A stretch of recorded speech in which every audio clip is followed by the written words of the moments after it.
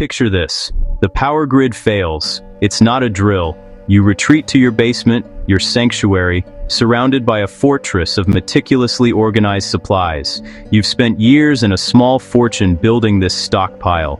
Cases of water, first aid kits, and rows upon rows of canned food. You feel a surge of pride, of validation. You were right. You are prepared. Your stomach growls. You grab a can of beans, your headlamp cutting a sharp beam through the oppressive dark. The satisfying crank of the manual opener echoes in the silence. But then you stare at the contents. Cold, congealed beans.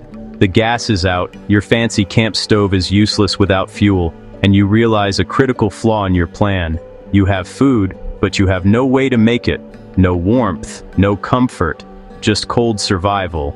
You can have a mountain of prepper food, but if you don't know how to use the can it came in for more than just holding the food, you're missing the entire point. In that moment of cold realization, you're not a survivor. You're just a consumer with a well-stocked warehouse. The greatest survival tool isn't something you can buy. The greatest survival tool from WWII wasn't a thing at all. It was a thought, an ethos burned into the mind of an entire generation by necessity. Nothing is waste. And that single powerful idea is the missing ingredient in most modern prepping. It's the software that makes your hardware actually work. Welcome to the Ultimate Prepper's Masterclass, taught by the generation that perfected resilience, your grandparents. They weren't just storing supplies, they were mastering a system of total resourcefulness, a mindset that saw potential where we see trash, a system that turned every scrap, every bit of packaging, every worn-out item into a valuable asset. Today, we're going to break down the 4 core principles of this forgotten art. Let's start with Principle 1. Everything has multiple lives. Our modern world has trained us to see objects in a single dimension. We see a tin can as a disposable container. Its life is over the second we empty its contents. That is a catastrophic failure of imagination. To the WWII generation, this can's journey was just beginning. Its first afterlife, a source of light and heat. Clean it out, punch a few holes for ventilation, and drop in a candle. You now have a windproof lantern, a candle can, that's safer and more effective than a naked flame. It can provide hours of light and a small amount of precious warmth to a cold room or a tent. But its life doesn't end there.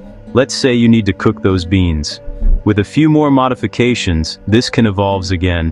By cutting a larger opening near the bottom for fuel and smaller holes near the top for airflow, you've just engineered a highly efficient micro-stove, often called a hobo stove. It concentrates heat and requires a surprisingly small amount of fuel, twigs, dry grass, scraps of paper, to boil water or heat a meal. Suddenly, that cold, unappetizing can of beans from our opening scene becomes a hot, morale-boosting meal.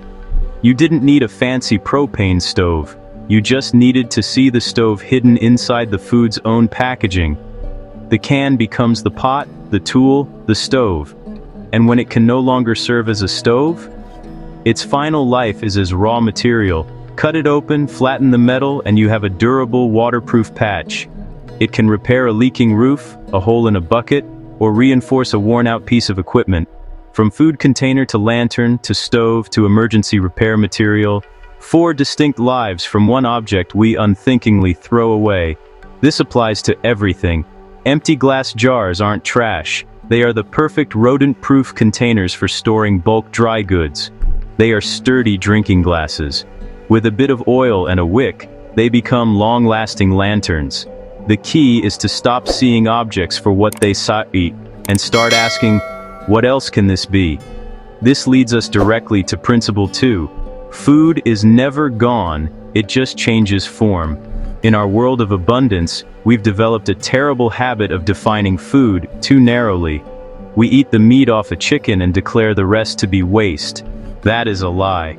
The bone isn't the end of the chicken, it's the beginning of your next 3 meals. That carcass, simmered with water, becomes a nutrient-dense bone broth.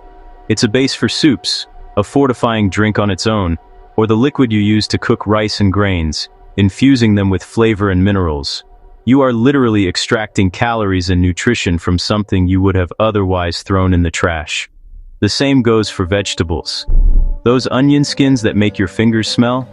They give broth a beautiful, deep golden color. Those carrot peels and celery ends? They are free flavor. Every time you peel a vegetable, you are discarding seasoning. Keep a bag in your freezer for these scraps. When it's full, you have a free, ready-made base for a deeply flavorful vegetable stock. No bouillon cubes required. Stale bread isn't a failure, it's an ingredient in its prime. Hard bread is simply dehydrated, making it perfect for other uses. It's pre-toasted for croutons. It can be grated into breadcrumbs to thicken soups or provide a crispy coating for fried foods. It can be soaked in egg and milk for French toast or bread pudding, turning a near-waste product into a decadent treat. By seeing food as a continuous cycle, you can stretch your supplies by 20, 30, even 50%. This isn't just about saving money.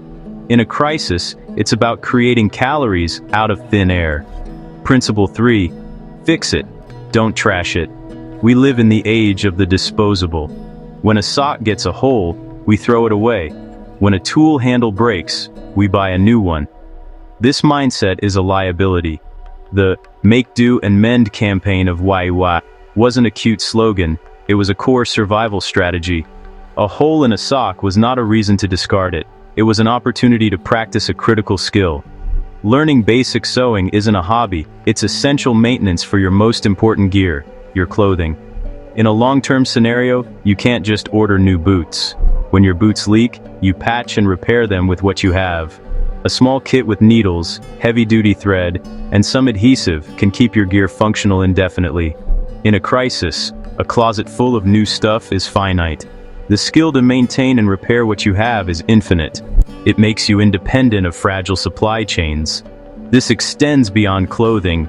It's about understanding how things work. Can you sharpen a knife or an axe? Can you replace a broken handle on a shovel? Can you diagnose a simple mechanical problem? This isn't about becoming a master craftsman. It's about cultivating a mindset of improvisation and refusing to accept that something is broken beyond repair. It's about seeing a problem and thinking, how can I fix this? Instead of, where can I buy a new one? This brings us to the final, and perhaps most overlooked principle. Principle 4. Your neighbors are part of your supplies. The modern prepper fantasy is often one of isolation, the lone wolf surviving against the world in a fortified bunker. This is a deeply flawed and dangerous fantasy. WWII communities weren't bunkers, they were networks. They understood that true resilience is found in community. The most resilient prepper isn't the one with the most beans, it's the one with the strongest network. You might be an expert at water purification, but your neighbor might be a former nurse. Another might be a skilled mechanic, and another might have a massive vegetable garden. Alone, you each have weaknesses. Together, you are a robust, adaptable, and powerful unit. Your skills are a currency more valuable than gold. These 4 principles, seeing multiple lives in every object, treating food as a cycle, fixing what you have, and building community, are not just tricks. They are a fundamental shift in mindset.